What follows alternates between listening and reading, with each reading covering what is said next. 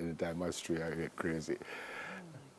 All right, folks, when the talk turns to cancer, they go to later to talk to this Dr. Hewlett Gordon, the Executive Director of the Jamaica Cancer Society. This morning we are zooming in on the nether regions to explore cervical cancer, along with gynecologist Dr. Matthew Taylor. Good morning to you both. Welcome. Good morning. Thank you for having us.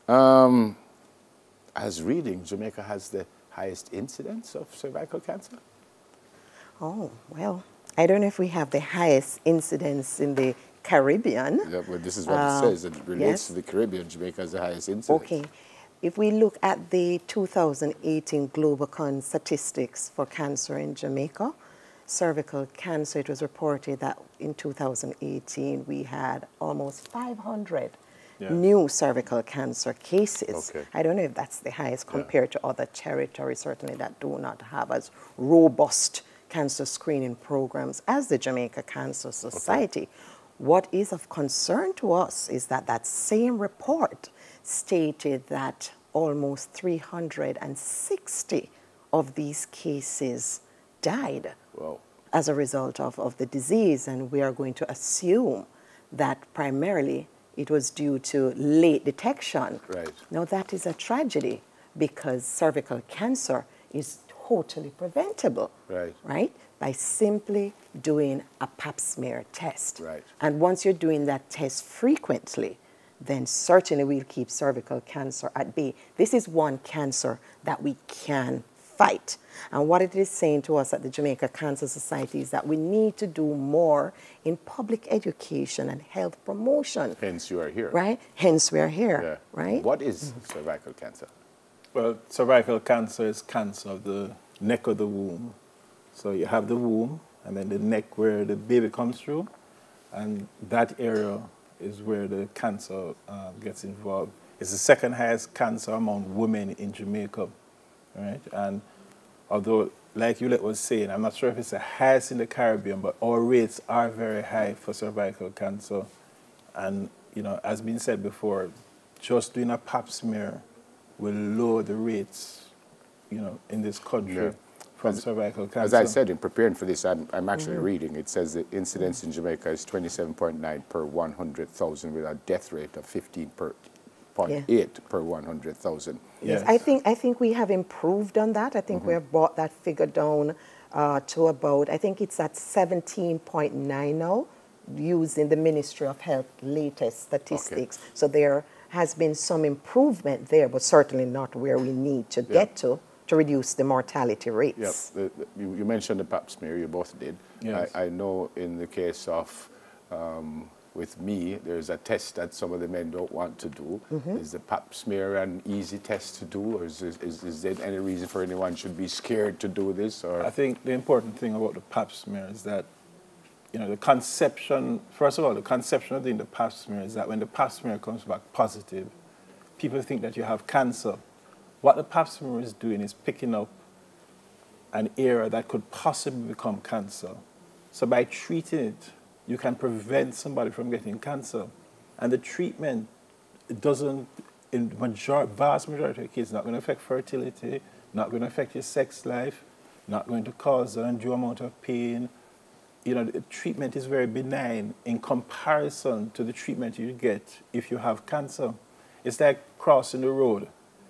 You know, not doing a pap smear is like crossing the road blindfolded. Right. You're not going to check to see, yes, you'll get across the road probably most times. Forgive my ignorance, but explain that again. You said if you do the test and it comes back positive, it doesn't necessarily mean you have cancer. The vast majority of cases. So why would it be positive? It means you have a lesion that could possibly become cancer in the future. Okay. And you don't usually have any symptoms. In other words, the lady that comes into the pap smear, she has no symptoms. She's doing what's called a screening test. The pap smear comes back positive. It's saying you have a lesion here or there, which could, and notice what I said, could, doesn't mean all the time, could possibly years from now become cancer. Let us deal with it, and we can get everything to come back to normal, and you will not get cancer. Okay. You also said no symptoms. Say I don't do the pap smear and I have cervical cancer. Do I feel anything at that time? Well, or cervical cancer, the most common symptom from cervical cancer is abnormal bleeding. right? So, you know, bleeding after sex, bleeding when you're not having a period, an abnormal discharge associated with blood.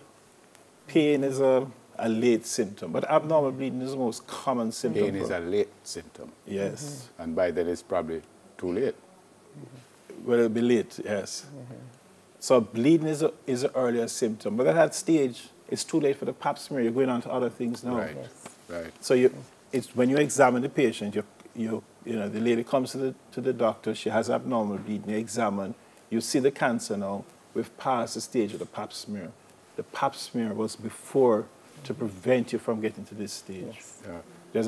There's a study done, it shows that the majority of women who get cervical cancer, this is done to the University of the West Indies, the majority of women who get cancer in Jamaica have never done a pap smear, or the last pap smear was greater than 10 years ago. Why would that be, as far as you know? Yes, I would attribute that to a number of factors. First and foremost, a lack of education. A lot of women, when we go into the communities, they've never heard of a pap smear. Right. What is a pap smear? They don't know what it means. Right. Or what are the benefits? Because what we're really stressing are the benefits to you to access these available Right. cancer screening services. So what it is saying to us is that we must expand and sustain our public education and health promotion programs. There are over 500 communities across this island, most of which are underserved. People don't have access. So it is our job to go out into these communities and educate and bring the pap smear tests to these women. Plus, there is vaccination for young girls. The Ministry of Health has embarked on an HPV vaccination program that is free of cost. Right. So when we're talking about primary education, primary prevention, we're talking about vaccination, we're talking about education, understanding your risk profile, and how you can reduce your risk to this disease. And all that forms a part of our public, or the major part of our public education. And we have a very valuable partner on with us this month, the National Health Fund. So we're going to be working together to access as many communities as we're able to throughout the month of April and beyond, because we're giving away 1,000 free pap smears throughout the month of April. Brilliant. So we want the ladies to be aware. Next week, Friday, at the Jamaica Cancer Society is Cervical Cancer Awareness Day. There will be presentations, people like Dr. Taylor talking about, you know, what you need to do and why you need to do it, right?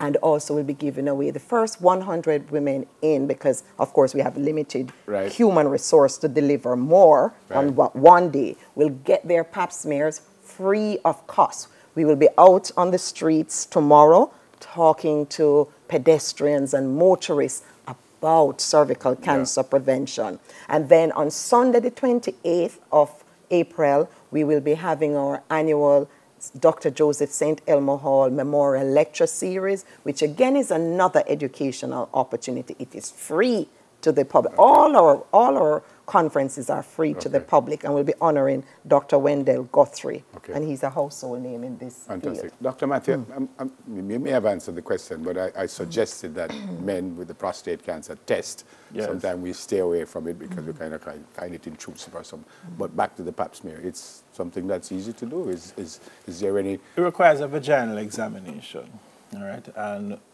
you know, most women fear coming to do it because, it's associated with being painful, all right?